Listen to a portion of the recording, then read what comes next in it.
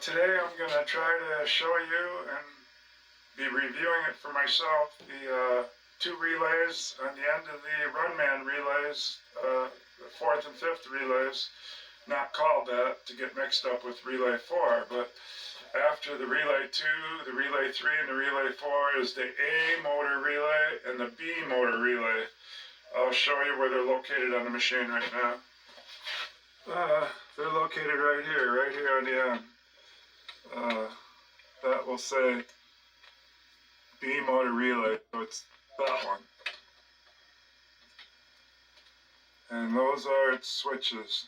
2 making breaks, and then that single 2-blade switch on the end. So the first two have 3 blades. The first one's open in each case, you can see it's open, and the second one's closed. So I'm calling the ones that are open on there feed 1, and feed 2 will be the closed ones, because on the switch, the open one always comes first, so I'm calling it feed 1. So it's all called one switch.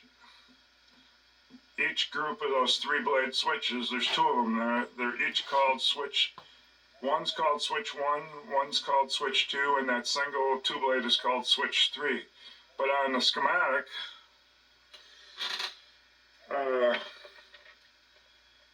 they're all called switch 3, all 3. But only that, and this is that's a motor relay, and we covered those other 3. That's relay 2, relay 3, and relay 4. The double, the triple, and the home run. I've got down here,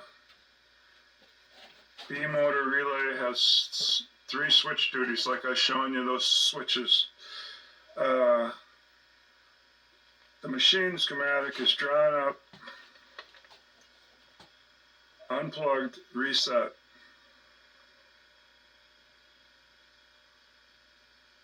The feed making, the feed make and break switch that's open when the machine schematic is drawn up, that switch will be called feed 1. It's the one that's open when it's drawn up.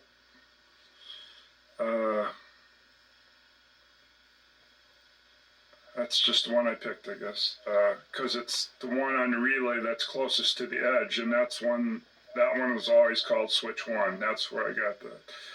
And you just seen that the open ones were near the edge, at least the first one, and then the next one's near the next edge, next to the edge of the first switch, and that one's open. So, and then the last one is just plain open.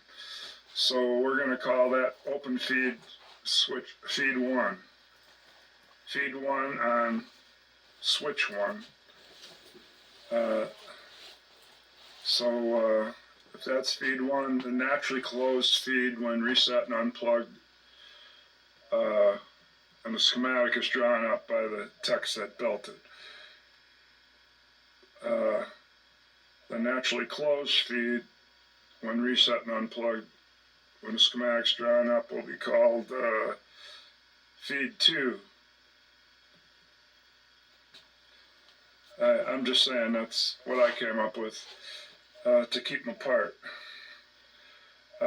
So here we go. First make break switch, B motor relay, that has 3 switches. The first make and break switch, it's only going to be one way or the other way. So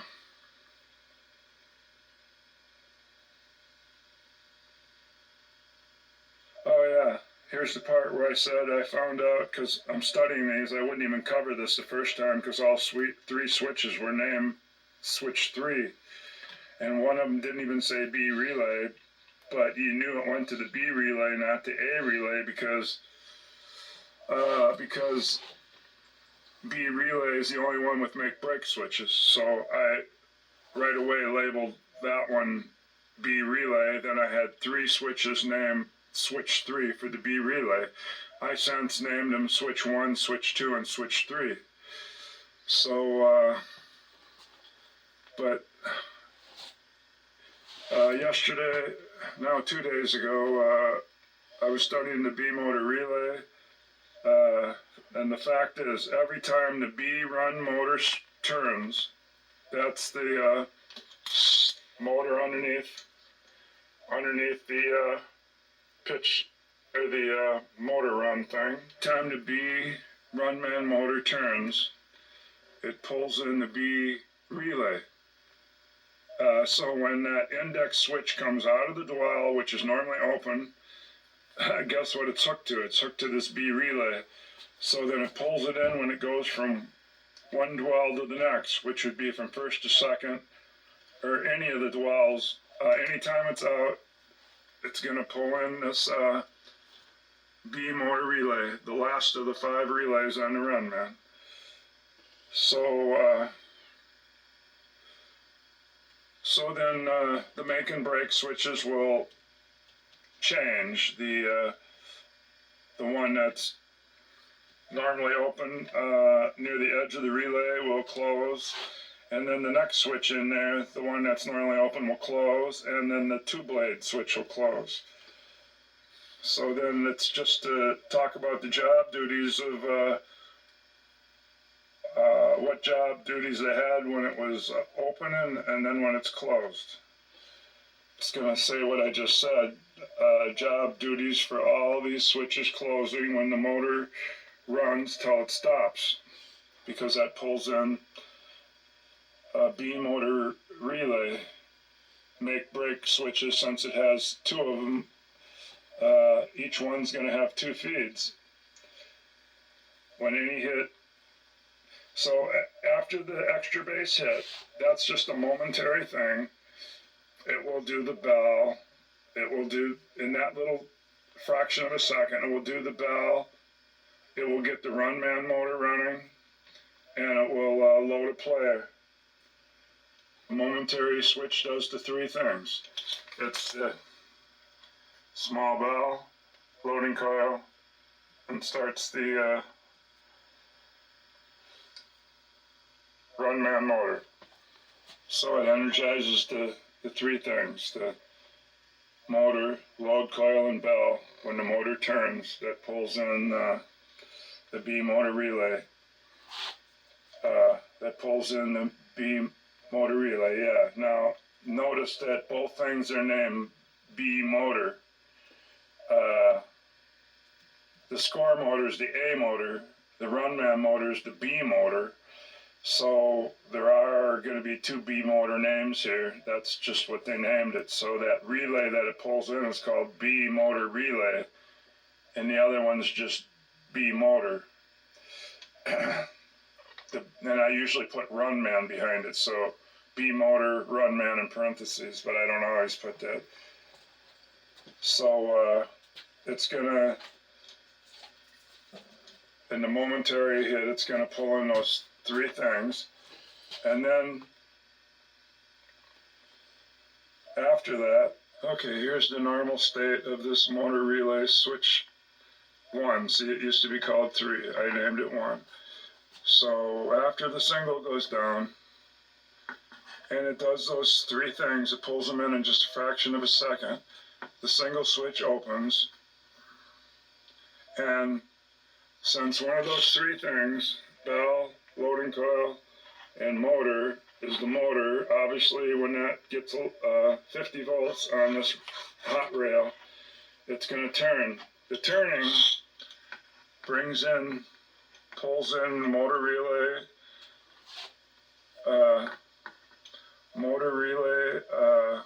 B motor relay, switch number 1. And when that pulls in, the single would no longer have a ground, because it goes through the switch to get to the ground rail, which nobody's going to hit a single. Well, nobody's even going to hit a single. That's why they use this, because they don't care. Nobody's going to hit a single while those runners are going around. So After the motor starts, this goes down to here, and now is closed. That gets a ground here, and that goes down here.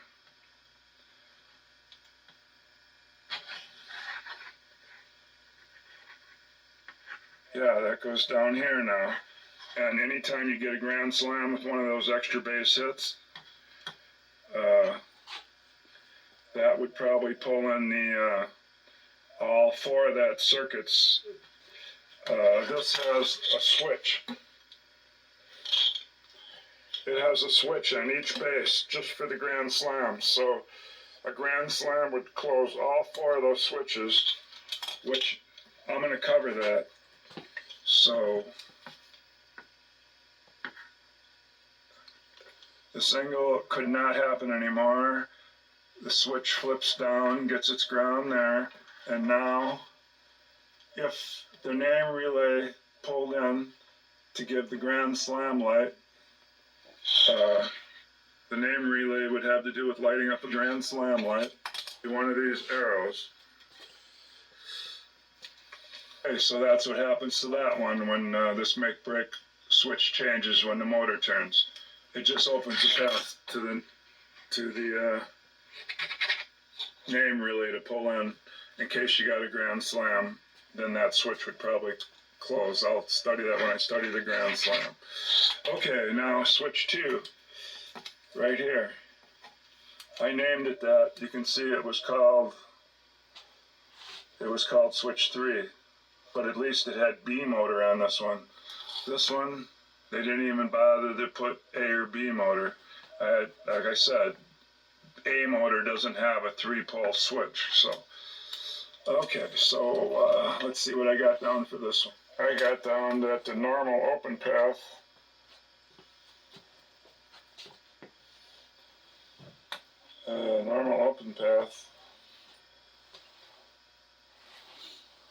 cuts off the load coil. Instead of my little sheet, the second sheet, and we'll read the other one too. It says now we're on switch 2, the B motor relay switch 2, make break switch. Job duty is a closed feed, an unplugged state, run man not running. B motor relay switch, closed feed, will allow momentary juice for the hits to do those 3 things. I thought I went over that with the other one. Does that do the same thing? Yeah, because we got into saying that, which I shouldn't have, because that's what you'd be doing when you're covering a single hit. It goes over to the small bell and then goes down there and goes over to the low to run man by putting the arm out, and then that goes all the way around here, all the way back through here to the run man motor. This long thing, like we explained before, is so different things can cut off the loading coil and the bell. This time, other times, the second player setup relay switch 6 might cut off the loading coil, maybe for the reset of the startup. Another time, the reset hold switch 4 will cut off the loading coil and the bell to this circuit. And another time, the start relay switch 4 will cut it off if it opens. But these are all normally closed. But remember, I read something and I thought one of these doesn't show them being normally closed, but that's another rabbit hole. So anyway, when this stays, this is feed 2 then, because it's closed.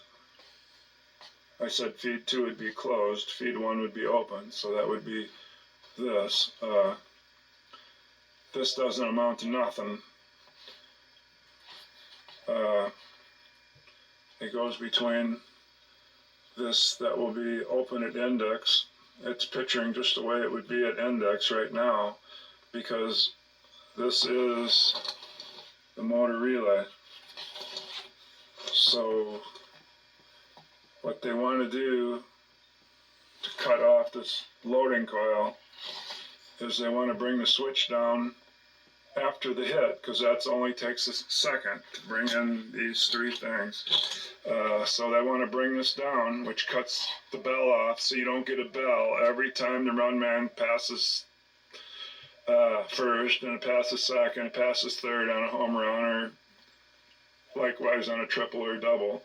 They don't want the bell to ring, and they don't want to load another man. You don't get a free man just because you're energizing the loading coil. So they put this 3-pole switch in. So after the hit, the motor starts, it pulls in the unmarked relay, but I've since figured this is relay B motor relay. They didn't mark it. They just want to make it hard on me. So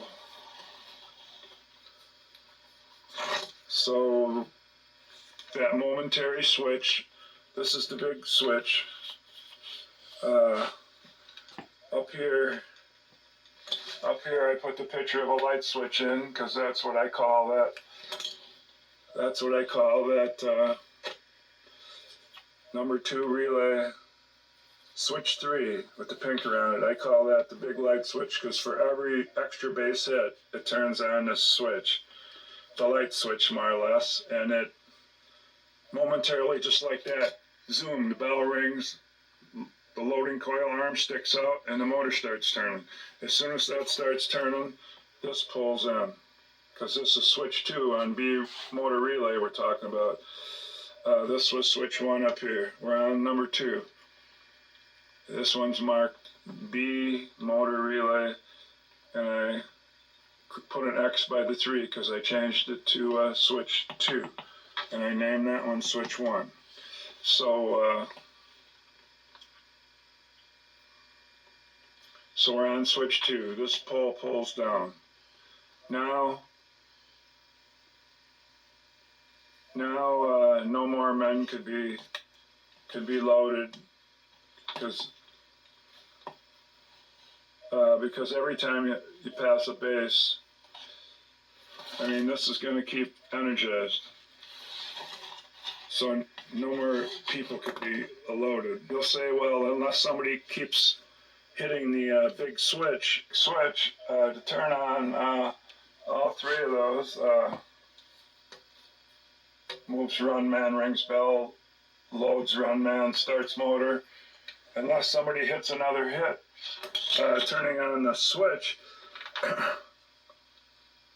it wouldn't momentarily load any of these anyway, would it? But they make sure that it's not going to. I guess by putting that in, I'd have to go back and think of if it could load another one.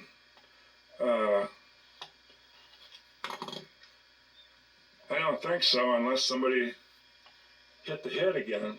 But anyway, they make it so it can't. Maybe it could, because to get, let's say this hit was a triple, to get all the way to the third, they're using the, let's say it's a home run. A home run uses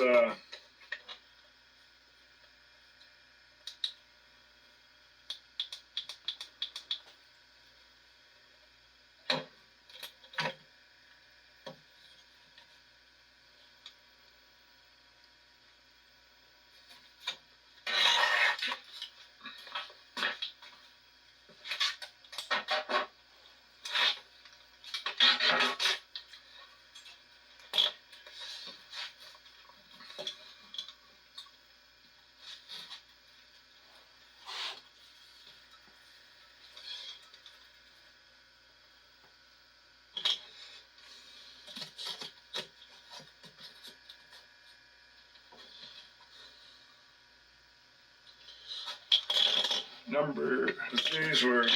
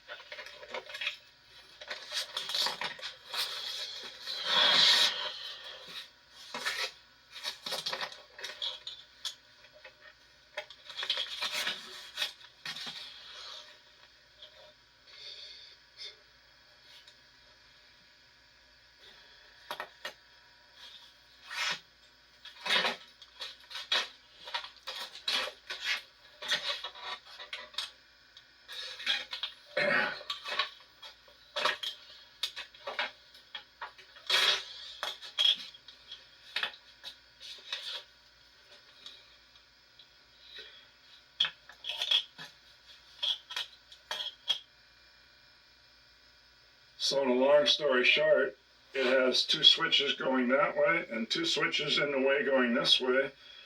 So if two switches open and going this way, it's going to cut this pitcher's path.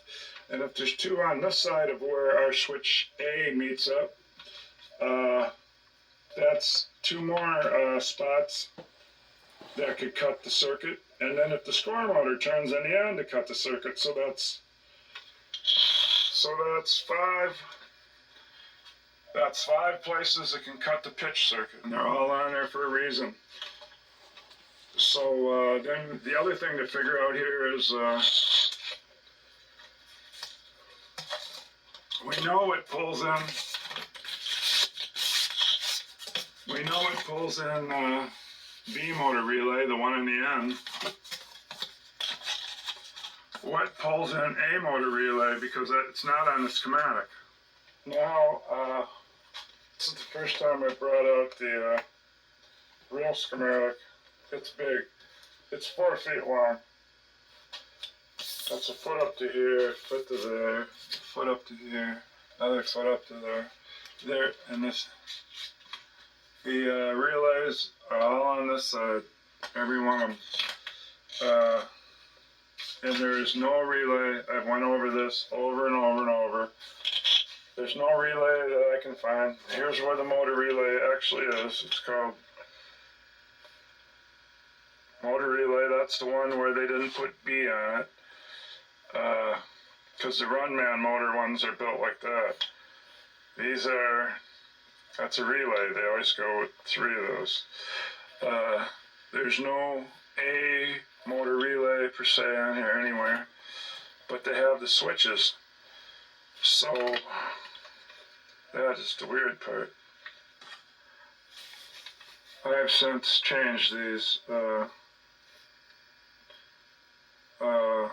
A motor relay, I think. Yeah, because I named B motor relay 1. That didn't have the B, and I named this one 2. And the third one, that's not it. That was the one way down here at the bottom. Right here. Because why?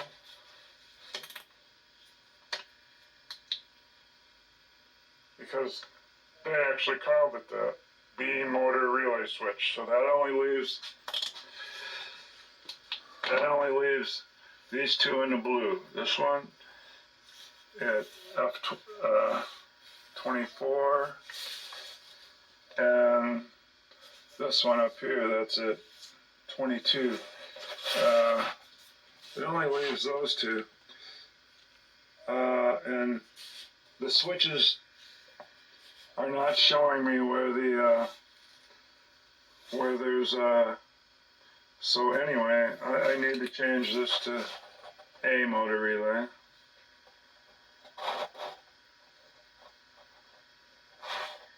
A, and this one says A. So that's why I made this one switch 1. That actually says switch 2. So we might as well follow this path. On the hot side, when I finished, it went through the strike relay 2-blade switch. Then the slow button is normally closed, so it would cross over that and gets to the fast pitch. That would pull in the fast pitch solenoid. That's hooked to the pull in the fast pitch relay. So I didn't get to that yet, so I don't know how many relays there are for the pitcher unit.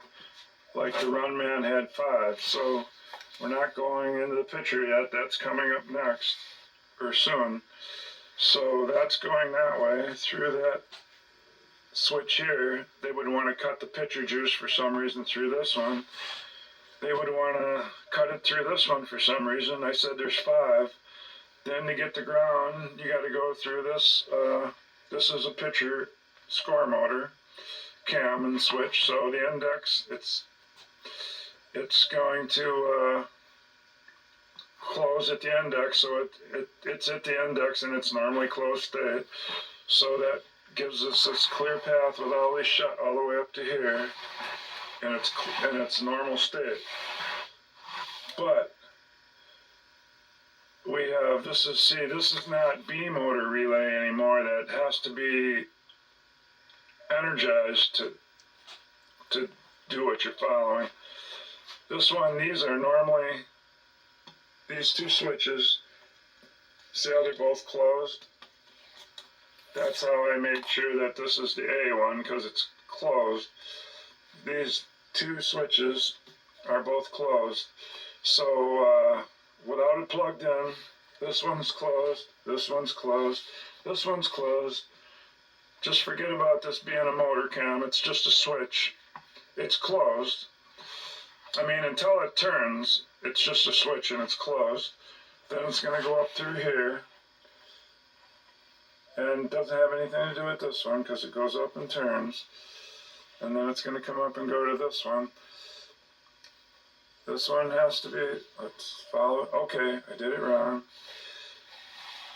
We're going to go from the fast pitch to switch 1, that's closed. The slow pitch, switch 2, third strike, relay, switch 3, so that's 2 that have to be closed.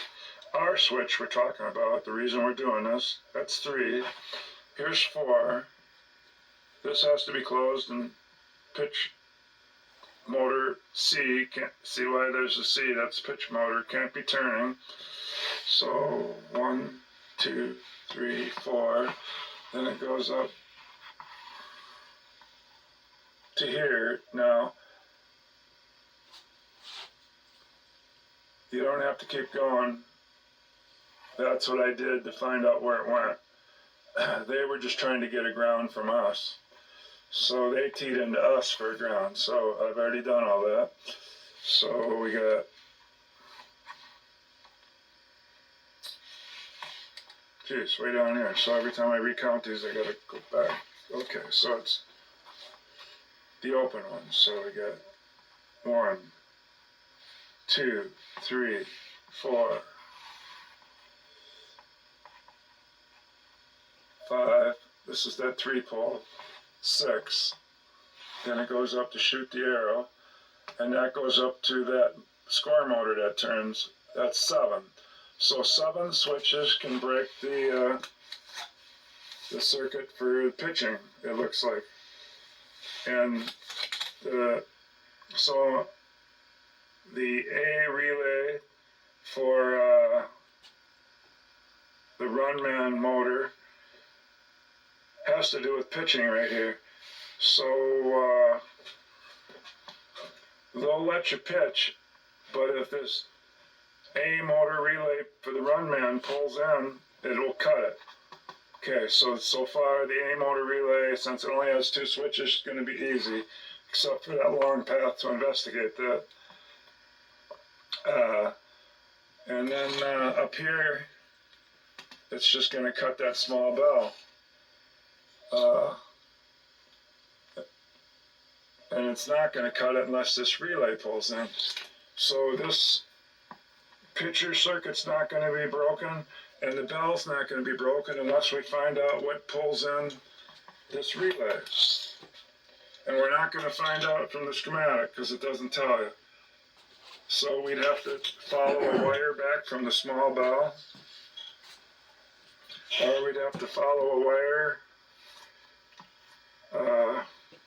from the pitcher motor, and it would be a red-brown wire or a red-black wire, or up here on the other switch, switch 2. So this must be the well, since they named everything else wrong, they're trying to say this is switch 3. We know it only has 2 switches, so if this is switch 1, maybe that's switch 2. So then they just marked this one wrong and they put it switch 4. So I need to mark that one switch 1, not 3. So we got switch 1.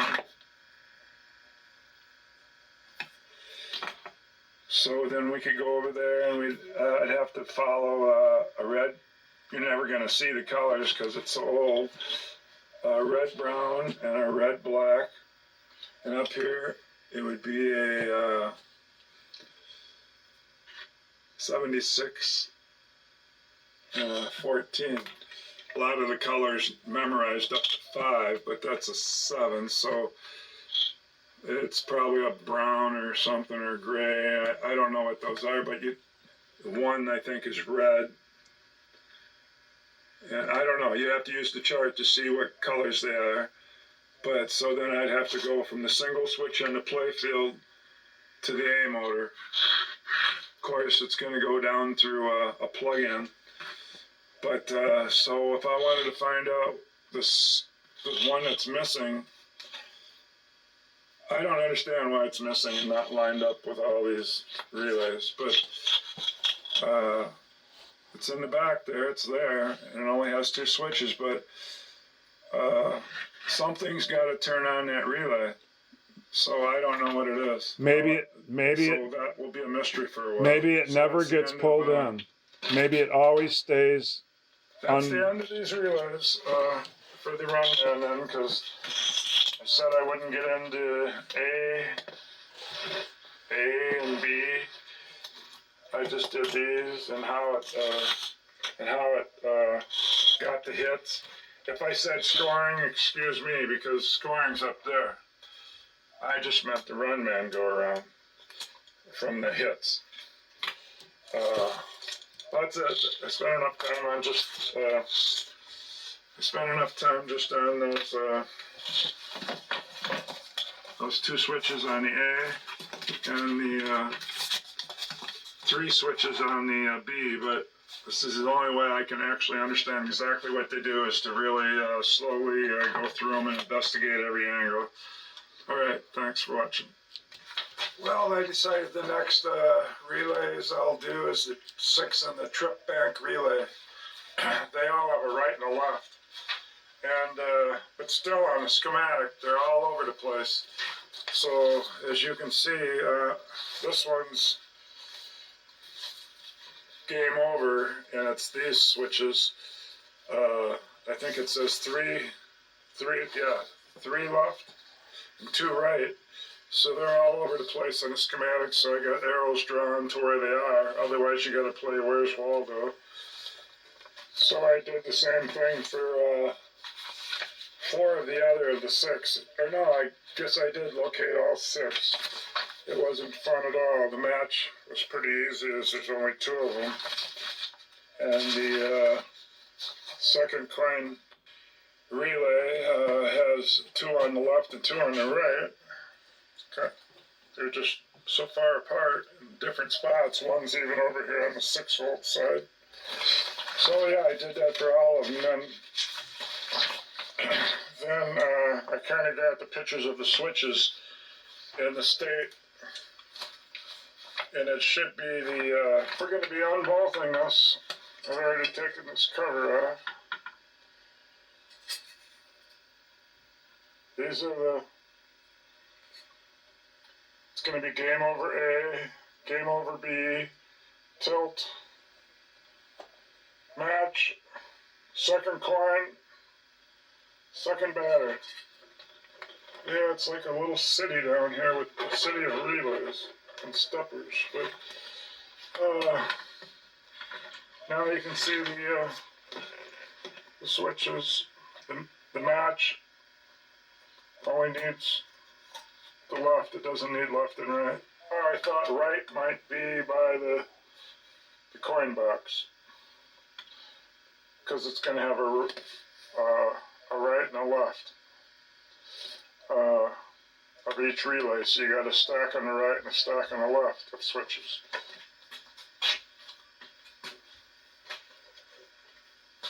Okay, so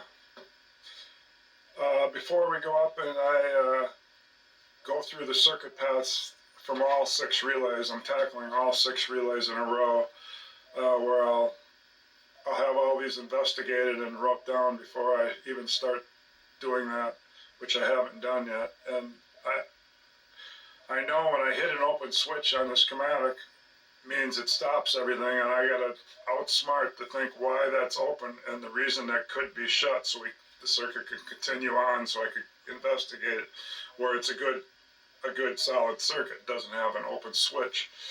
So first, there's things on the schematic.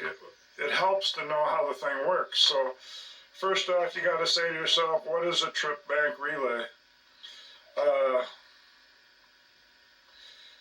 When the machine's at rest and unplugged, that's the way they draw the switches. And so I'm thinking, since it's reset and unplugged, that means during the reset, the trip bank arm comes back, and the big solenoid that takes all the tripped relays, and the arm pushes up against it and puts them all back to the latch. So they're all latched. Exactly. Now, I'm going to verify that's why I'm taking that out to stare at it with my flashlight. Even though I did this once a couple years ago and I kind of drew those little diagrams of each switch, whether it's open or shut, I want to verify it again, because when you're running the circuit in the schematic and you see something that shouldn't be open, I got to know for sure that I drew that switch down right and that I got the status correct. So what I've come up with after all the thinking is that the bank reset holds switches on when they're tripped without energizing them. They don't have to sit there and hum and go, where they're not held on. The only one really made for that's the lock relay, because it's got the right amount of wind in the coil and the right size gauge wire to take being on for the whole game. But to stop a relay being on for the whole game, they have this where you can latch them and trip them, and you don't have to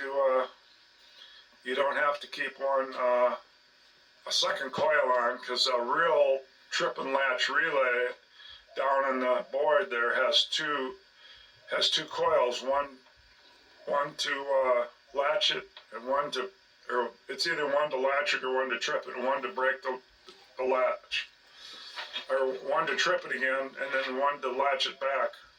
So they have two, and one I think has to say, no, I don't think, I haven't got to those yet. That's relay 11 and 12, and I'm only on 6, and we'll be starting back on relay 7. But instead, I jumped over here to the trip bank relay that has 6 relays. So that's the reason they use them.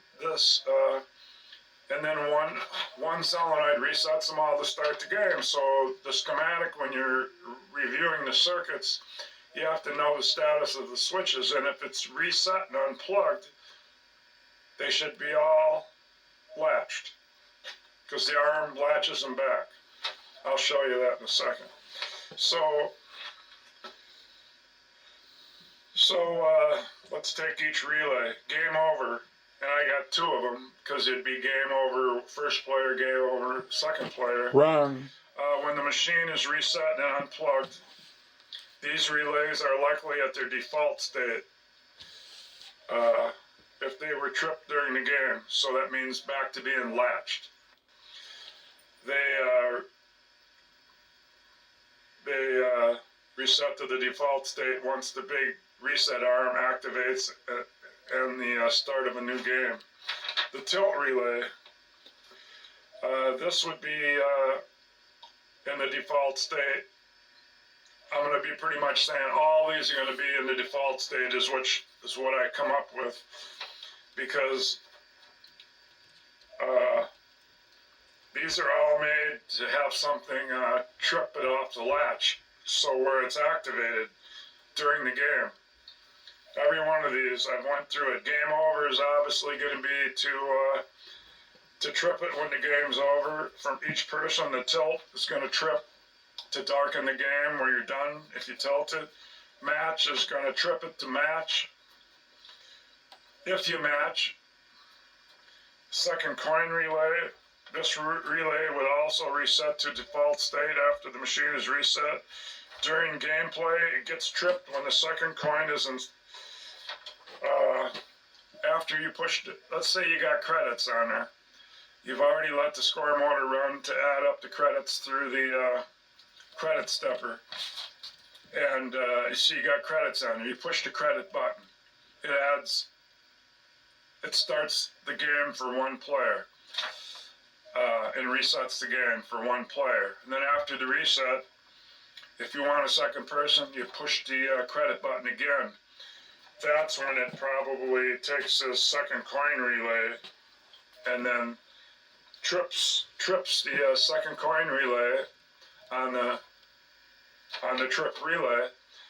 And now the game, I don't know how it'll know yet, but once this is tripped, it's going to know that you have a second player in the game to switch back and forth to. So there's another use of it. One was the game over for each person. That takes up 2 relays. Another one is the tilt. Now you're up to 3 relays. And then if you match, that would trip so that the match stepper would give you your 5 credits or whatever. So that would trip at that time, and then when you push the button on the coin door after it's reset for the second player, that would trip it to register you got a second player. And then the last one is the second batter relay. This relay manages to switch between players and would be in its default state after reset. And during a 2-player game, it gets tripped in this. Gets tripped by the outstepper. It gets tripped to signal the change between players. So during a 2-player game, it gets tripped to signal the change between players. By the outstepper. But that's probably not true because it can't keep getting tripped. It only can get tripped once. And then once it's down in the trip position and not latched up on the top anymore, it can't go back up during a game. So the game's stupid. It don't know. So that's why the second coin relay latches or trips it so that it knows it's got a second player. It won't even know that. And then the second batter relay, once you do it off the latch, which probably happens. Which probably happens when you push the coin relay. I imagine it latches both of them at the same time when you do the second player, and then it knows to switch back and forth. One tells it that you got a second player, and another one tells it during gameplay to switch back and forth every time the first player's done. There's no switch back and forth. So that's about as close as I can. I'll be finding that out. I did a lot of thinking, and that's what I came up with, that these are all for. So now I'm going to check to see if the switches are all just normally open when they're in the default state. So that's why I'm going to pull that and check. And to pull it, from what I can see, even if I take out these 4 screws, one in each corner, these wires from the big solenoid, I think these run on 110 volt. These wires are too short to move this. This has pretty good room. But this doesn't. These are short. So that means unless you're going to desolder those,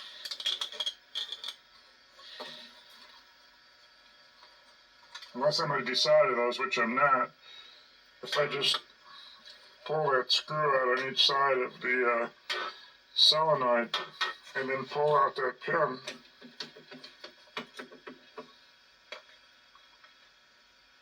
I can leave the solenoid just sitting here on the table. Then I can take this up and sit it out here on the buzzer. That's what I'm going to do. Be right back. Okay, I got it detached. I got it turned over and up on an angle so we can see how the relay untrips the latch. So let's pull this to make sure this is latched.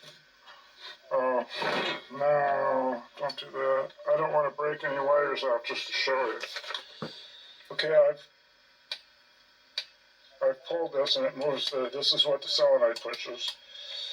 And they're all latched right now. So in this case, when this Pulls in. when this relay, Pulls in. instead of,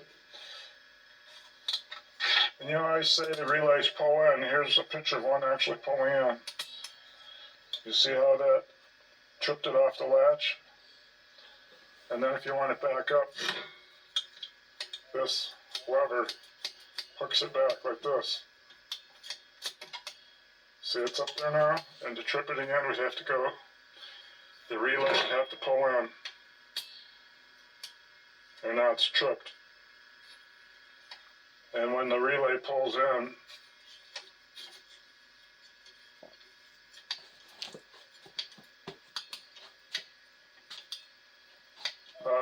when this solenoid latches it back, a spring pulls this plate back. So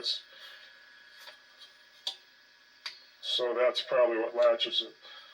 And then when this pulls in it, it's probably that point right there.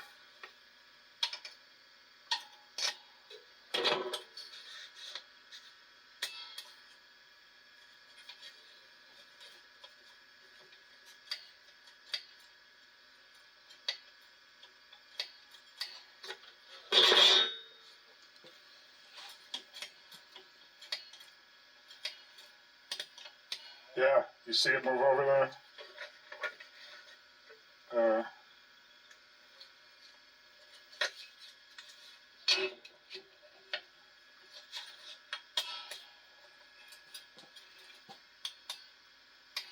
Yeah, you see that little plate just move over once this is up?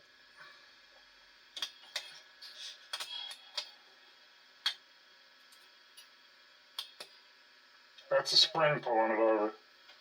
Well, that's enough of that. Now I'm going to stare exactly at the switches. As you can see, this one, when it's latched, this must be, I don't know which one it is because it's turned around right now. But as you can see, the first one's closed. The second one's closed. The third one, you can't see, this bar is in the way. Yeah, so it's closed. This looks like a make and break.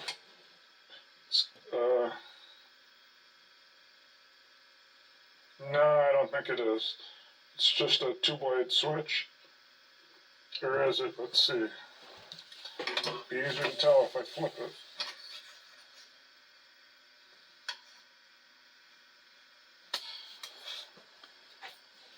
Now what do we got? It's two blade switches on the first one. Oh, we got the first one is open now. That's open now.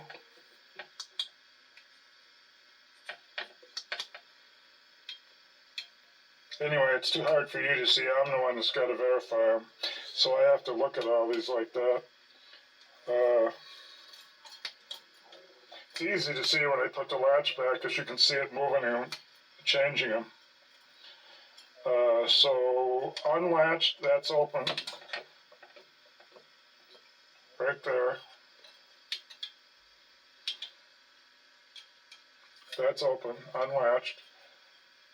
And then when this goes back, you can see it closes it. So that one's closed, latched. And that's what I want to prove, whether they're open or closed, latched. Then I can run the scenarios in my head when I run the circuits on the schematic. So that's what I'm doing down here. I'm going to try explaining the second batter of the bank relay, the latched bank relay, where it has to have the coil of the relay trip it to unlatch it. We're going to cover the one called the second batter. We're going to do the left. And what it has is a make-break switch. We'll call that switch 1. And we'll call switch 1L, and switch 2L will be another make-break switch. I took the 2 screws out. I learned on down there to take the cover with 2 screws off the latch bank relay that has them all connected together. There's 6.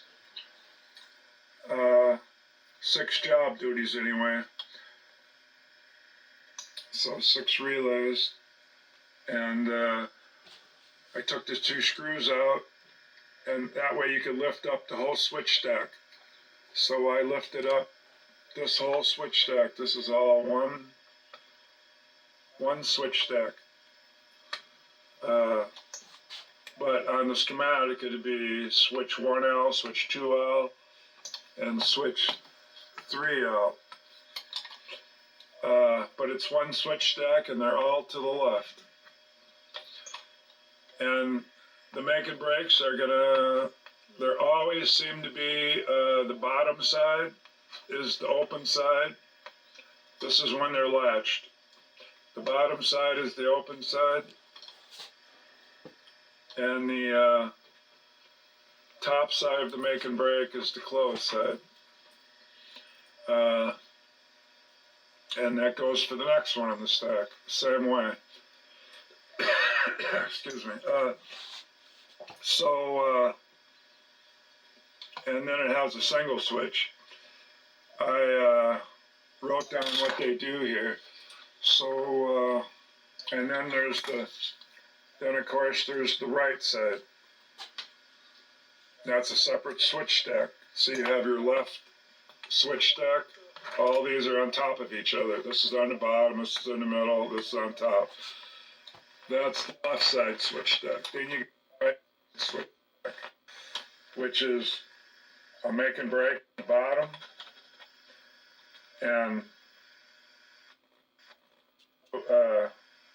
2R is a normal 2-blade switch that's closed on the top. And the reason I know these are the bottom and these are the top is I took out those 2 screws. And on each case, each stack, it was an open one of the make and break on the bottom where it meets the frame. So these would all be turned around.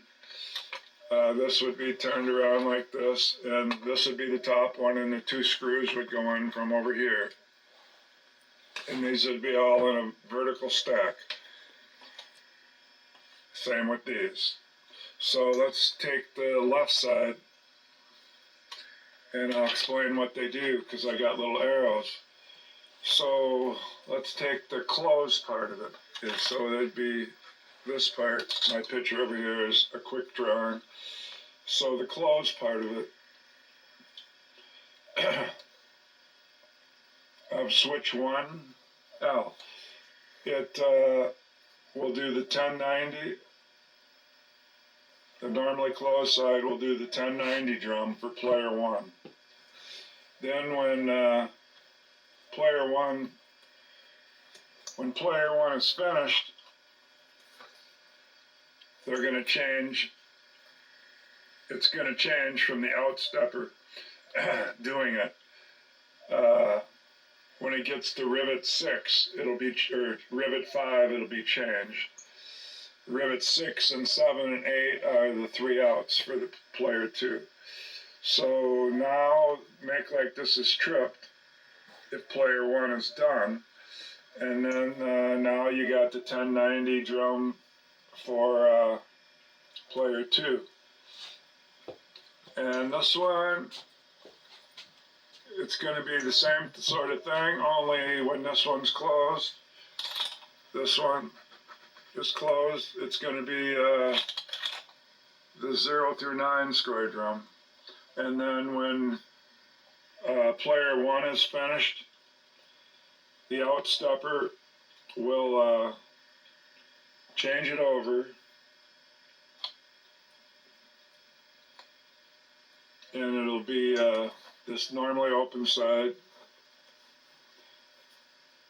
will be the 0 through 9 for player, now for player 2. Then you got the single. There's the single. And this must be my little arrow right here to it. It's a buzzer. Won't buzz when it's open. Okay, so now we got the right side of the second batter. Make break switch is called 1R, and the 2-blade one is called 2R. So, okay, let's take the closed side. I wrote that, okay, the closed side lights up to 6 volt, first batter light. The second side, when player 1 is finished, after player 1 is finished, and the make break switch 1R trips and changes to the other blade being the opposite of what. So this one will be now the closed one, and this one will be open. Lights up player 2. Okay, so now the big thing that would have said first batter up, now we'll say second batter up. And then we got this single switch over here. Let me read what I got written here. Okay.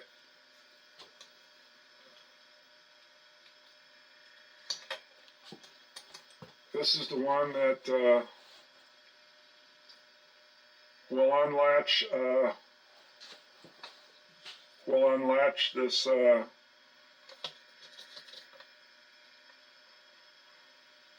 second batter relay coil and pull in all its right-hand side switches. How come we didn't have one on the left that did that then?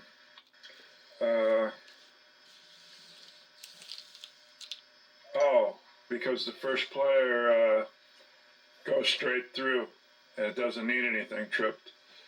So when the first player is done and the upper disc gets to rivet 5, or maybe it's 6 would be the first out. I believe it's rivet 5. They lied on the schematic, I think. It completes the circuit to the second batter relay coil, which pulls all its switches in. So now they're in to light up the light.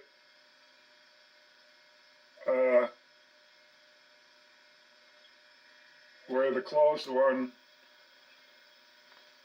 was doing the first player, now to be this one. Now it'd be the second player light. Look at the 2 left ones. They're both making breaks, and then the normal one on the schematic. So what we got is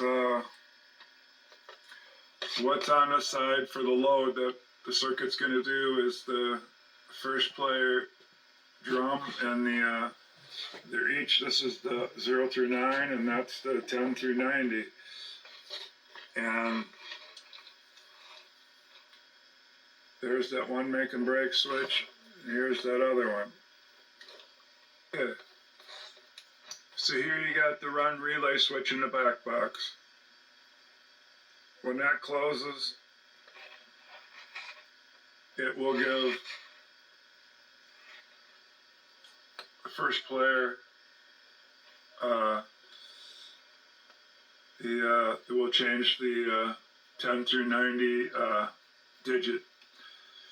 And then when player 1's done and the second batter relay trips off the latch, it'll go down to here, and now the run back box relay will come down through here and go over here to the 1090 second player. So that make break switch goes between the 2 players, but it won't go back and forth. It won't go back and forth.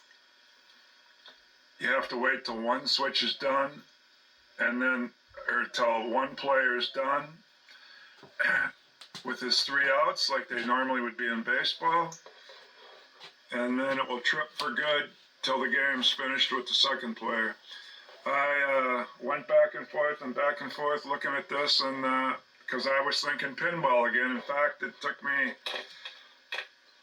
lots of hours of thinking because I kept thinking it was pinball again and not baseball, and that in pinball every player switches back and forth, and they probably use a run stepper to do it. But they're trying to skip having a run stepper, and they're not going to do it like pinball. They're going to do it like baseball. So I don't know why they would even want to have a 2-score player if you're not going to switch back and forth, where each player tries to outdo each other's score during the game. So they make one guy wait. This is my theory anyway, because these can't go back and forth.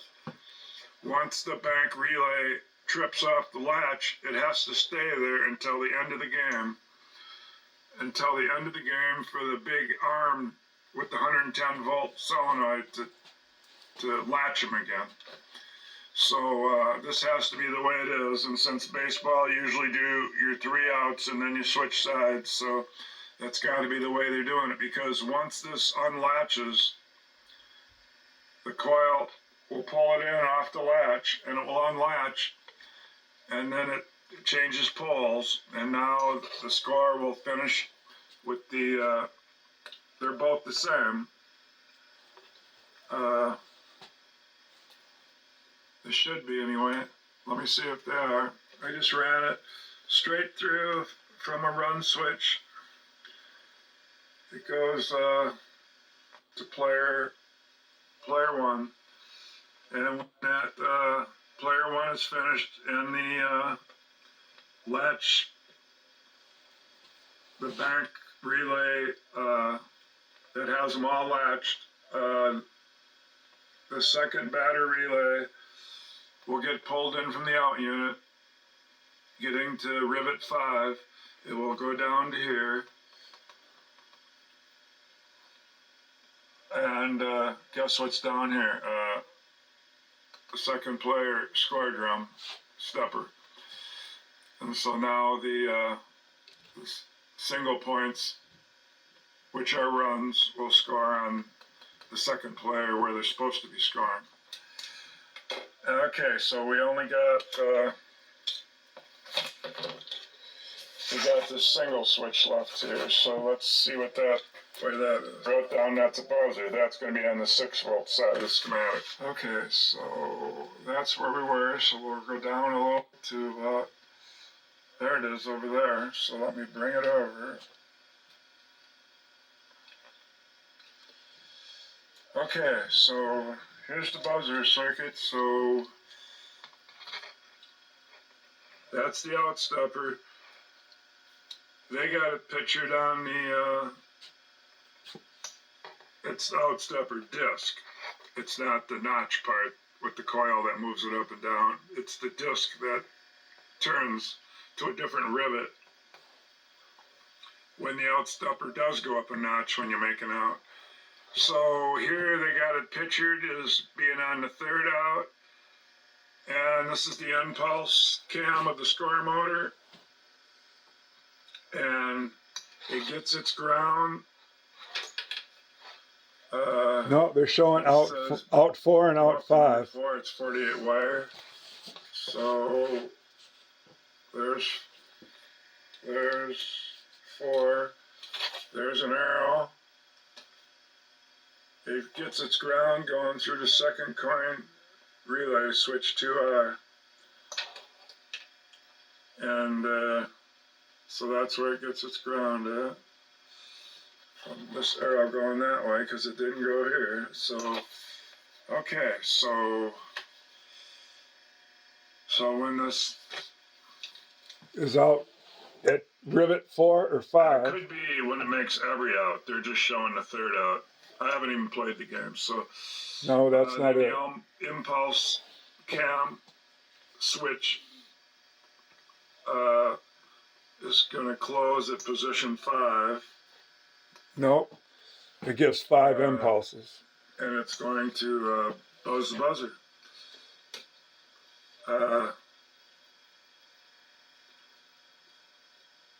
And that's the switch we're doing. It's called the first two are the make and break. So this is the switch 3 left. That's a L. That's a 3. So that's 3 left.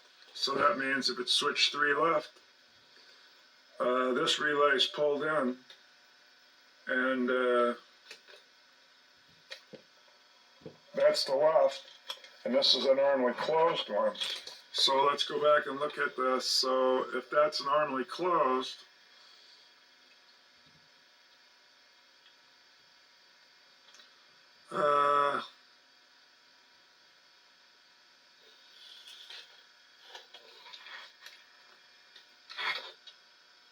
I don't know what this does. So then when number 2 relay is pulled in,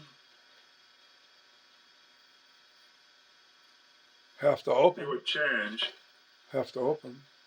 and be open. So then it wouldn't, I don't know. But anyway, let's just say it's hooked to the buzzer.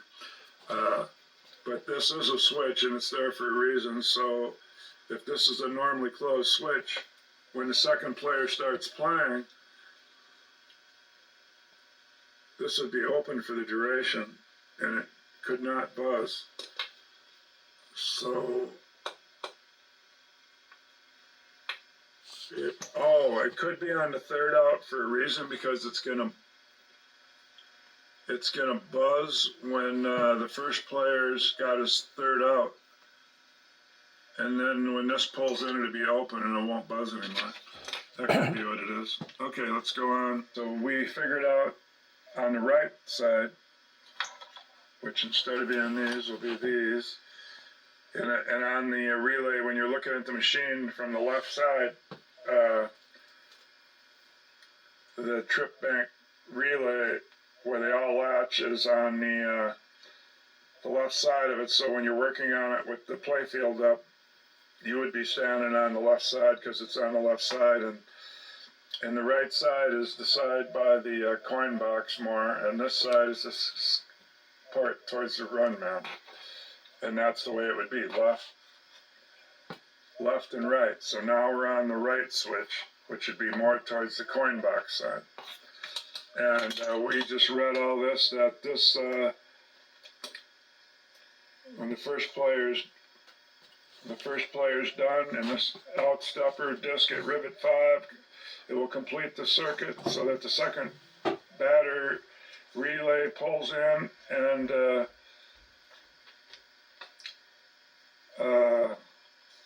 this is what pulls in the second batter coil. But did we say that pulls in the second batter coil? And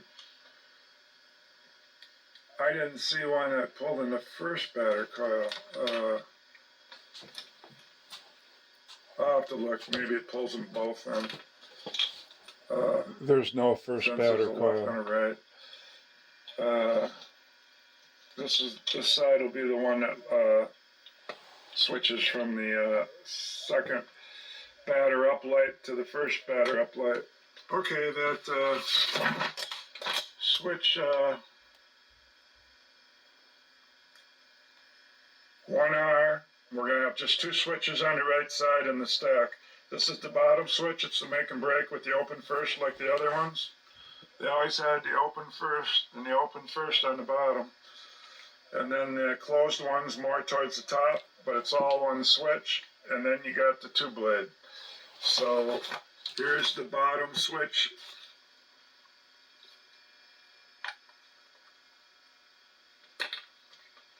Okay, you got the bottom switch.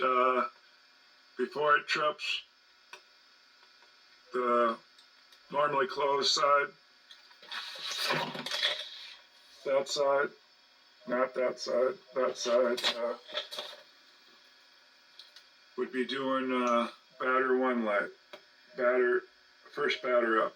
Then when that batter's completely done and it's on rivet 5 on the out disc, it'll pull in the out disc will pull in the coil, and this will be tripped off the latch, and now it'll light up second batter up light. There's only going to be 2 switches. We just covered this, so the only one we have left is switch 2R. Back over to those are the 2 lefts that we covered. There's 2R. See how nice it is with all these arrows, or you'd be looking all day. So here's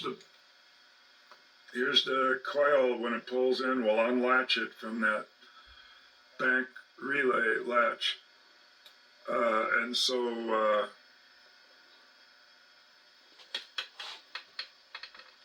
oh, they're showing that normally closed. Here it is on a schematic, normally closed with the red circle around it. So when the out stepper gets its ground through that score motor, it's closed at index, so it gets a ground. And when this stepper gets to number 5, I think they should have it on 5, because 6 would be 1 out. 7 and 8 would be out. This would be game over. So 5, I think, would complete this circuit and trip that. And when it's tripped, this will open, because this is normally closed, untripped. That's how you get a circuit through there. I was wondering myself, I was thinking, but this is going to open, but that's because this stays tripped without any effort. That's the way the bank thing works. They stay latched with no effort, and once this gives that quick jolt,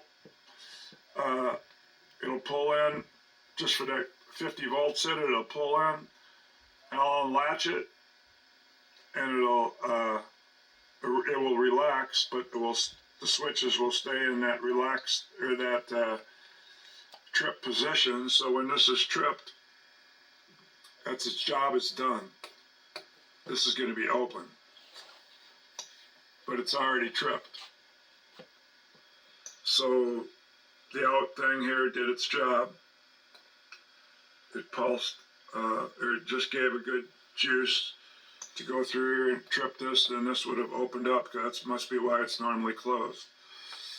And then that's it for the second batter relay bank latch and how they get tripped. And then I have the rest of them. The game over is getting hard. Second coin I got yet to do. I think I wrote down it's 2 switches on the left and 2 switches on the right. So that's 1 less to cover.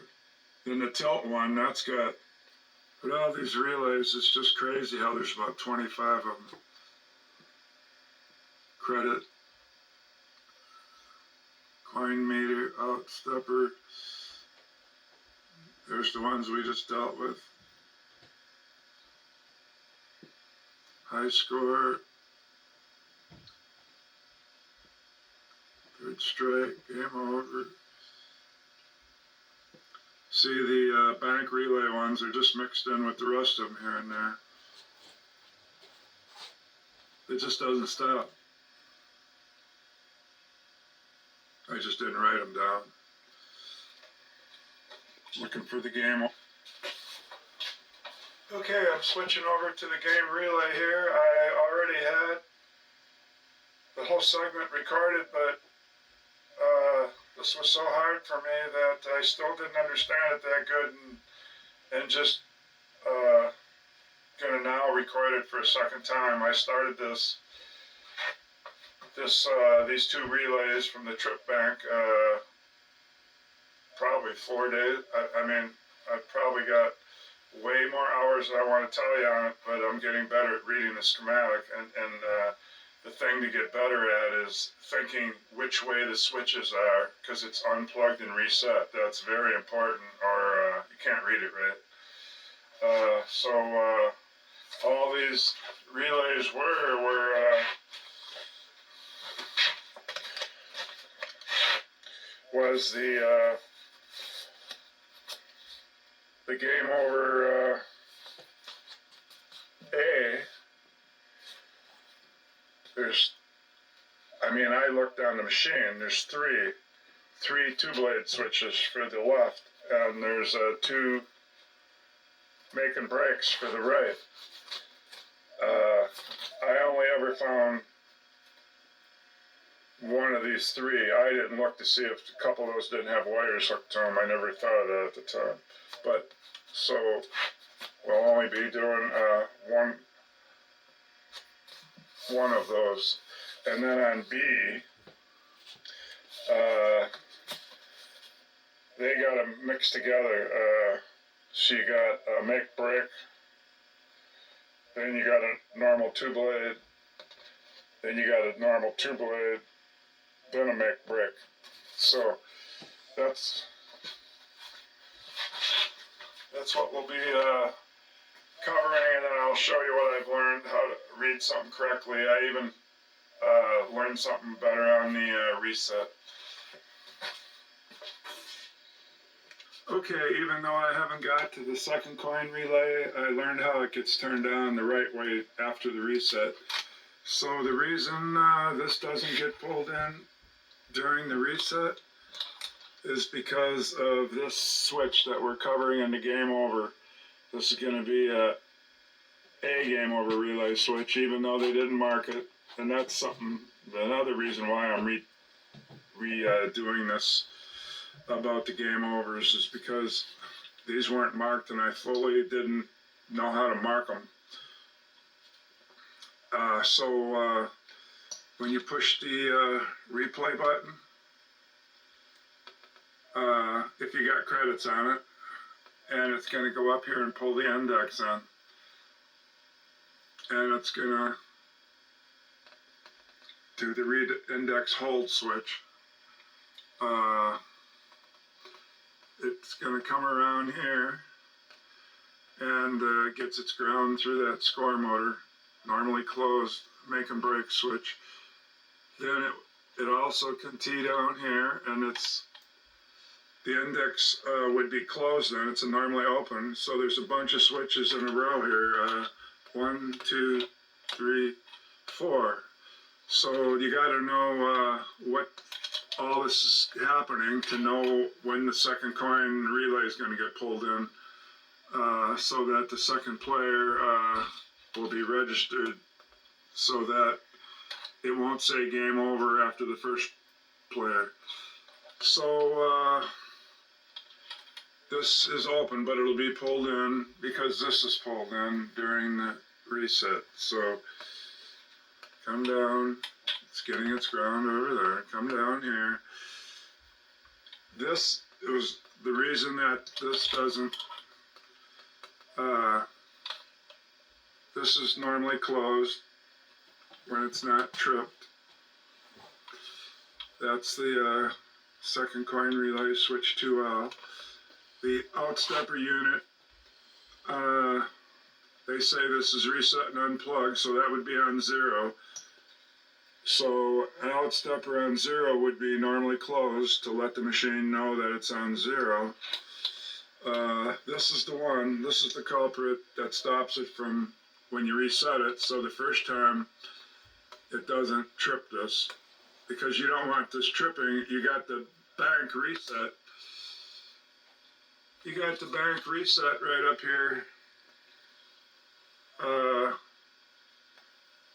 getting reset from the this switch from the reset hold that the index triggers. The index triggers.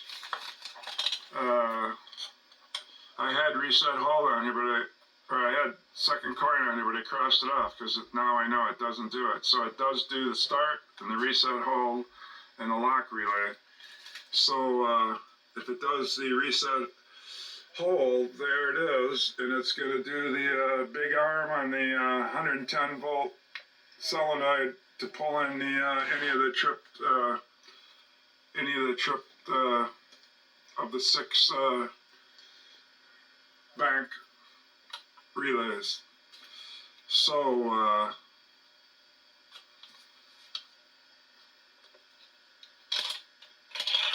So you got this normally closed, this one normally closed, and this one will close. So the reason you don't want this, again, tripping on the first time is because you got that arm putting it the other way. And you don't want the score, I think I've heard say the score motor's got to do all the resetting, so then it isn't being used, and then it can trip this. Because this circuit does come up here and go up here to a score motor that can break the hold on that trip. But anyway, this is the reason. This is what I learned. You're pitching the game over, reset. But the thing is, and that's the thing that caused me never to know how the second coin got turned on, it's not reset when another player gets done with it. This is tripped, so this would be down here. So now when you reset it, that path would come through here, this would be, and then it's going to go through here and down here to the reset hold relay, whatever. And this is the, I don't know, it comes down here where you, I don't know, maybe need it for this or something, but it's not going to pull this in is what I'm saying. So then you push the button again after the reset, and then this would probably be pulled in again, this is shut, and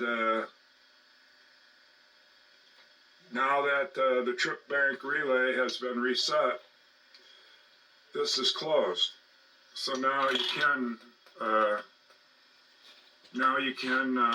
register the second player. Okay, now on to the game over relays. Okay, the first thing I learned about the game over relays, game over relay A, like I said, left side has 3 2-blade switches. Right side of the game over A has 2 making breaks. And the B side has 2 making breaks, but they're mixed in with a 2-blade. This one, the 2 blades on top. This one, the 2 blades, the first one on the bottom. And I learned that they count these from the bottom of the frame. Took all the switches off the trip bank, it would have a mounting plate. And then I found out it's easier. I used to struggle.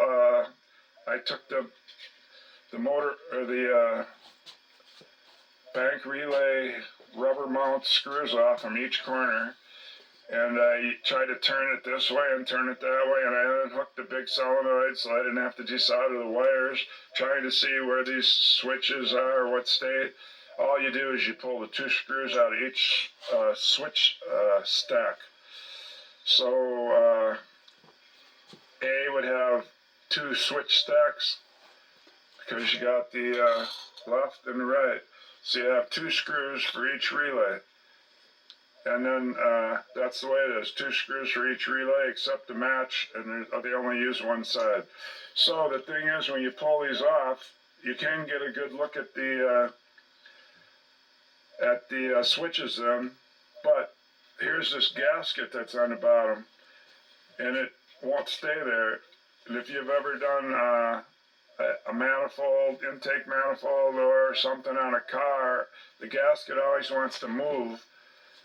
And then when you put the screw in, you're just hitting this part of the gasket where the hole isn't. So you might put something sticky under there or something so it'll stay there. And this one is another paper thing. It's to keep electricity from grounding out a blade or something. It's another paper thing, cardboard, similar to this gasket. But this one, I put it up on the 2 screws with the 2 screws all the way in, and then I cut a tiny, skinny little piece of tape to wind around the switch stack. That held this one in. Then I was able to get them back in. what's the best way to inspect these. That's how, when I made this up, I think I did do that. I think I eventually struggled trying to see where they were with it on the machine, even though I loosened up the whole thing and I could move it around somewhat. I think I did eventually pull some of those screws out. And the other thing is, these are stacked vertically, so they're like that. And so you got a bottom that's against the framework. And so the way they're pictured here, and switch 1, and switch 2, and so forth, switch 1 is on the bottom of the metal plate where it starts, where the gasket was I was just showing you. So this is 1, and then up the stack going up towards the top would be switch 2 or switch 3 if there's 3. So the far left one in my picture here would be the bottom, and then the middle and so forth. Everyone, this would be the bottom, bottom, bottom, bottom, bottom. Okay, and that 2-blade here, so you got to make, and the other thing is, every make and break switch is put on the same way. When the thing's reset,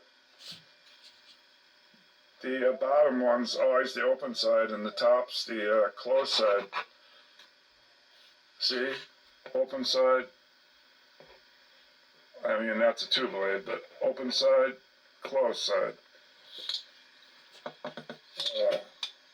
Open side, closed side. Open side, closed side. So towards the bottom of the whole thing against the mounting plate is switch 1, and always the open side of the 2 feeds. Make and break has 2 feeds. A normal switch just has, you break the ground and you got an off and an on. This is kind of like an off and an on too, if you're not worried about where the other feed hooks, but it just changes feeds. So when this gets tripped off the latch, this one will now be closed and this one will be open. That's all it is. Since I've reworked this, I got a really nice page saying what the job duties are, and I was having trouble with the switch names because they weren't named. I kind of got it down to where I put the map coordinates on. And so there's only going to be 3 A switches for game over, and then there's going to be 4 for the B side. And this one I just renamed just this morning. There was 2 1Rs. Now it's 1R and 2R. I just started at the top of the schematic up by G. So as you come down 2, 5, 12, 16, 17, 24, this would be the bottom, and up by 2 and stuff would be the top. So I found out that they were naming switches, at least in one spot, where the top of the schematic would get the name switch 1 for like 1R, and the one lower down would be 2R, but that isn't the way they did it. It was on the 16 and 17 they did that, so I copied that for these two. These two are the same name. And so this one is higher up in the schematics, so I named it 1, and this one will be 2. Whether that's right or not, I don't know. I got it down to where I can start seeing what's going on with the 2 relays.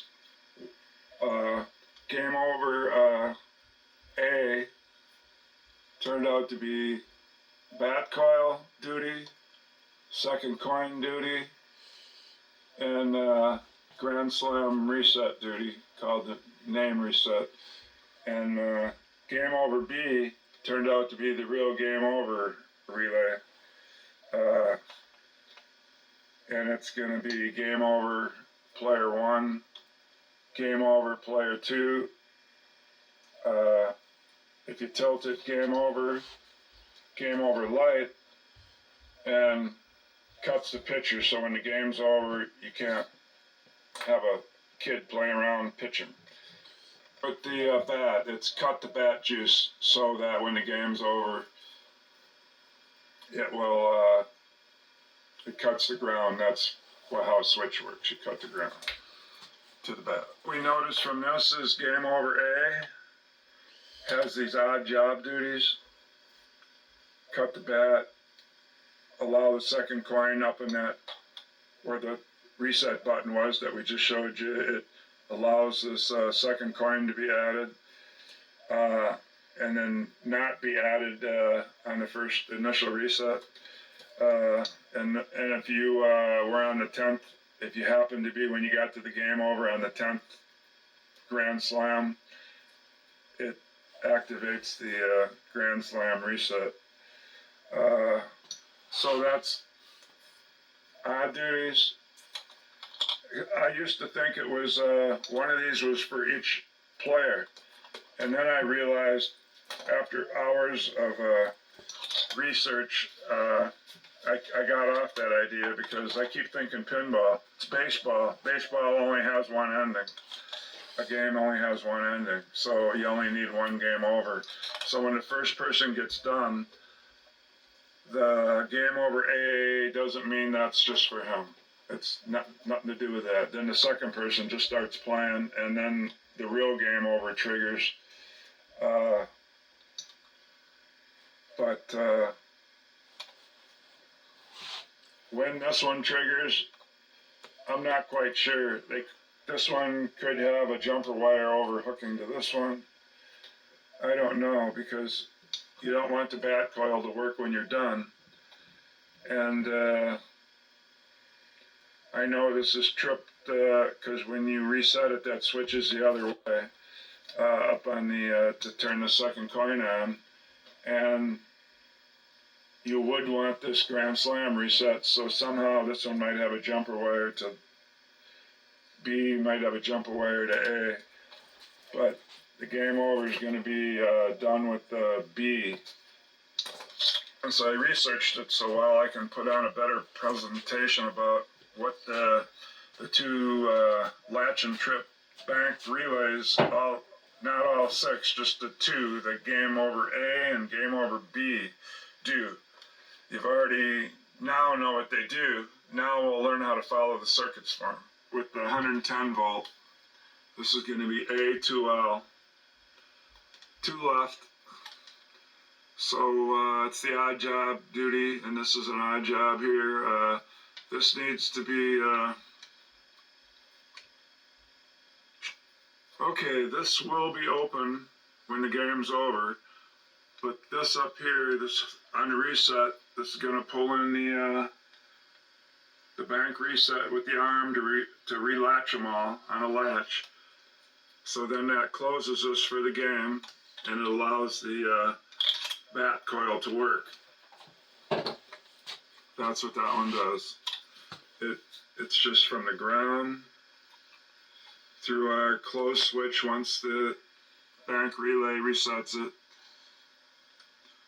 goes through the so for that bat to work, also the lock relay switch 2 has to be shut. The bat switch, well, that's the bat switch. So and so here it is in my list of the 12 relays. One of them is a lock relay, and there's the switch 2 that would let it bat. It says it's normally open after reset and unplugged. So yes, switch 2 is normally open, so that means the lock relay must stay on for the entire game for you to bat. I haven't covered the bat yet. So that's end of this one, down to the next one. Okay, we're at H5, and we've got another A1. It's one of the making breaks. So on A left, A switch 2 left, the only one of the two switches that I ever found. Now we're on right. There will be making breaks on the right. That's right, and it's A. Gotta just cover this switch, make and break, and another one on the A, game over. See how it wasn't labeled? And then we can already be on the second half and almost done. So A is the one we already covered, showing how that it starts up. That when the game's over, this will be down. And when you push the replay button, it doesn't get included to pull in the second coin relay. So this one's for the second coin relay. We already covered it, so let's go to the next one. Here's the last A one.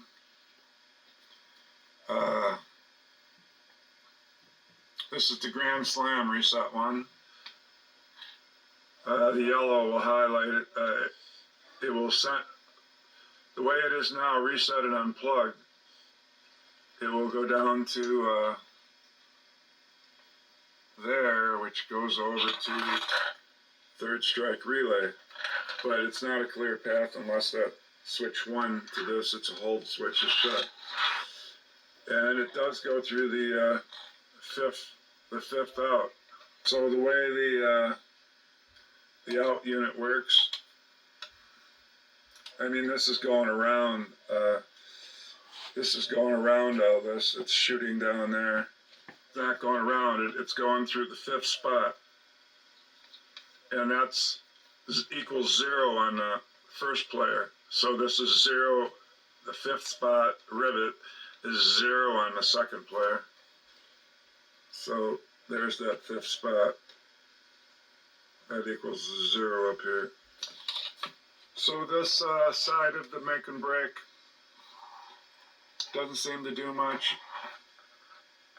You can't pull this third strike in unless this is shut. Have to do research to see when this is shut. But I haven't covered the third strike yet. So we're just saying it comes here. This is the other side of the make and break. This is the side that we'll be concerned about, as when the game over gets tripped, it's going to be down here, and it comes over through the 10th rivet. But this is the, that's if you were on the 10th rivet. And so if you weren't, this would not reset the Grand Slam. Okay, on to the next one. Now we're in the B. We are on 16 and 17, and I called these J and K on the map. So J16 and K17, they're near each other. And they did do them in order from top to bottom. 1L, 2L. So here's the out disc. Gets its ground through this score motor. C cam, top cam.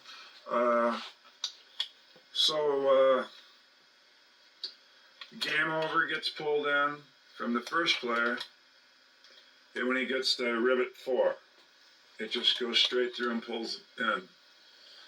When you get to rivet 6, that's the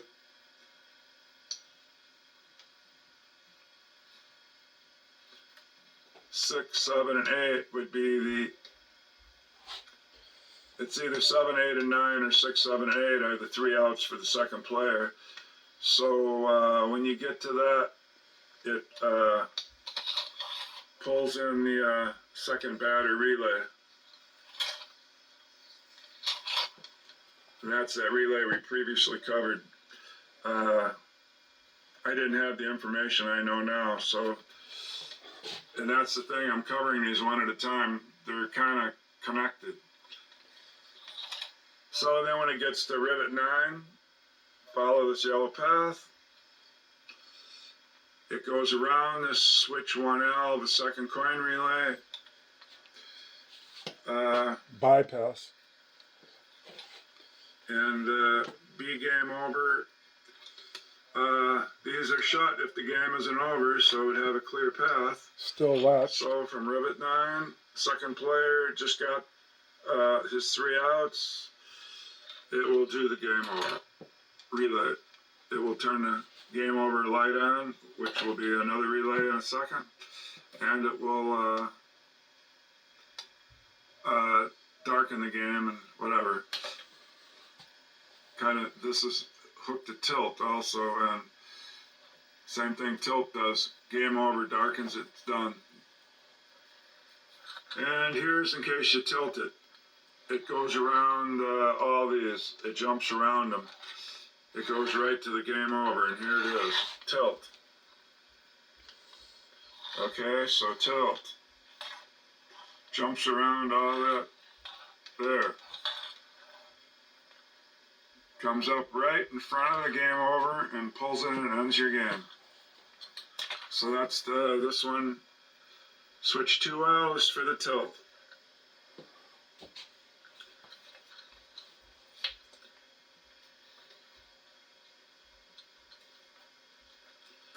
And so when the game's reset,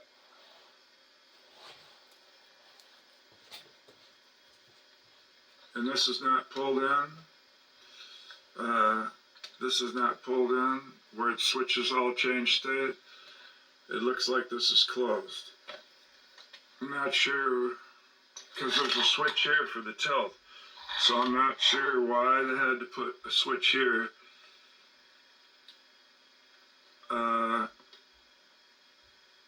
So during gameplay, this will be shut, so the tilt will work, but why can't it just go straight through and work anyway? So and then when the game is over, this will open, and all it does is leave it open to the tilt, so it doesn't make any sense. Okay, we're down here on G24, and it's another make and break switch for the right side. I'm over B. We've been on this one for a while, so it's one of these 2 make and break switches. Up here by the strike thing, this one was 1L. That would be the left side. That was this one, 1L. Now I imagine we're going to be on 2R, because it's the right side and it's the second switch. So this is going to be on the top of the switch stack where you put the screws in. That says 2R. So, okay, I see I've already run this. It's got an arrow to get to ground. I've already said it goes up through a score motor, and that score motor either gives you current or cuts the ground. So when the game's over, this will drop down to here, cutting this circuit, going to the pitcher. And the pitcher's fast pitch, slow pitch. It will cut that, so nobody can play with the pitcher when the game's over. Let's see where it goes going the other way for the heck of it. It'll go down there.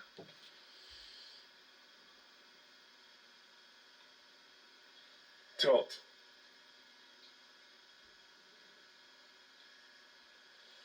Through a closed tilt switch to an out disc. It'll be closed at, Talking about positions 4 and 9. it'll be closed at 9. So back up here to the switch. So when the game's over and this trips down, it also goes still through that game over or the cuts the ground current. When the motor turns. What is it? F17, and it's 67 wire. Right there. And that's the game over pulse. So when it goes down through here, goes down the one on the left,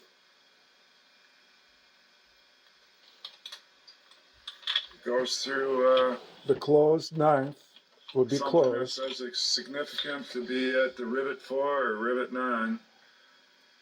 Oh, it says it'll make at 4th and 9, means it's circuit to be closed at the 4th and 9th.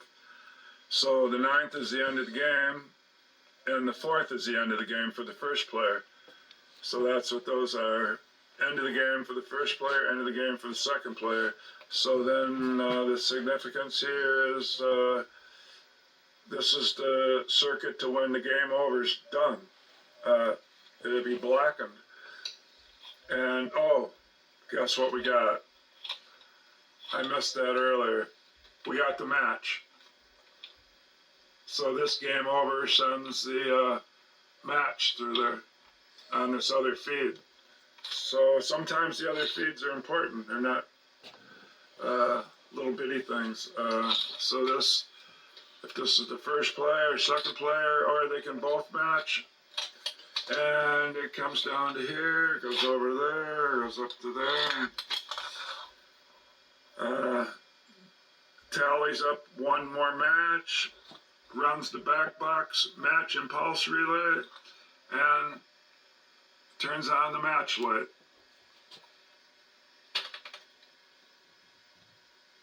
And that's all given juice or cut by that score motor right here. The same one that gives you the current to pulling the game over. Same exact one. Okay, we're about done with the game over. Let's just go over and get that last one. Let's make sure, yeah, we're at the bottom. That was the last one.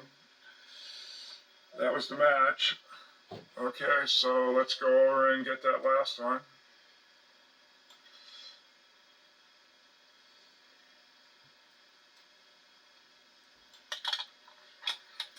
That's going to turn on the game over light.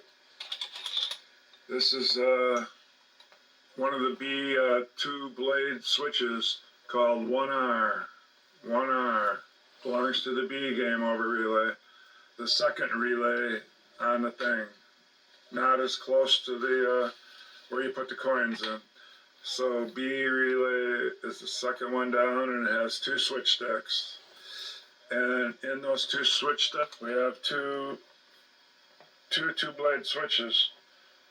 One's 2L and one's 1R, and we have 1R.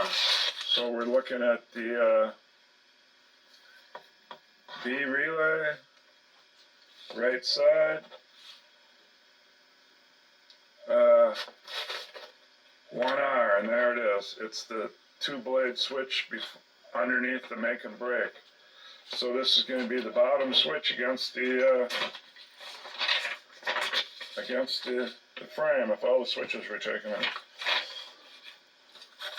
And so now you know what it does. It turns on the game over light. And when does that happen? It happens when you get to rivet 9 or rivet 4. 4 pulls this directly on, and that would activate that light.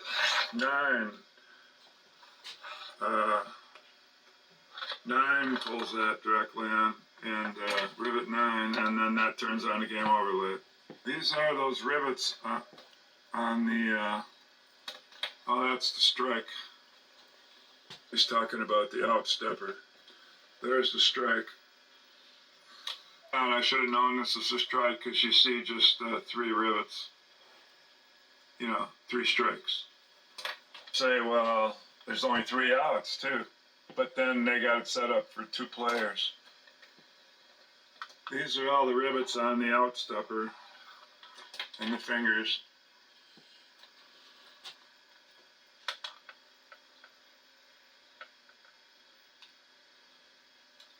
So, yeah, a lot more rivets. Alright, well, but this here with the outsteppers, totally how the game gets game over. The rest of the stuff is all odd jobs to do with the game over and to make it work. So funny to me that there's 2 of these game over relays, but they only show 1. I drew another one here, and something would have to wire to it because there is 2, but they only drew 1. So I'm to take it that I'm going to name this B, since this one has the real game over duties, and A has the odd jobs. It's the stopping the bat duty when it's game over, and allowing the second coin to come on after the initial reset, and the Grand Slam reset if you were on Grand Slam 10. So that's what that one does, but it's not wired. It's not pictured, and so I hate to say how many hours I had to stare at this. I'm sure it was going on 20 hours. I'll admit it, because when you don't figure things out, you can't go forward. And I kept thinking there was one of these for each person, but it turned out it works like a real baseball game. It's only game over once. It's game over once for one person, and it's still game over once for 2 people. This one just doesn't do anything when it's 2 people. Alright, well that's the end of the, now I gotta go to the tilt, which has a lot of switches. Which might be easy, there's only a couple switches. Yeah, and this is a sheet I'll be using for the tilt. It just has 6 switches. And 1, 2, 3, 4. It just has 6. 5. Well, thanks for watching, 6, everybody. 7, 8. I'm going to cut this now and download it. Thank you.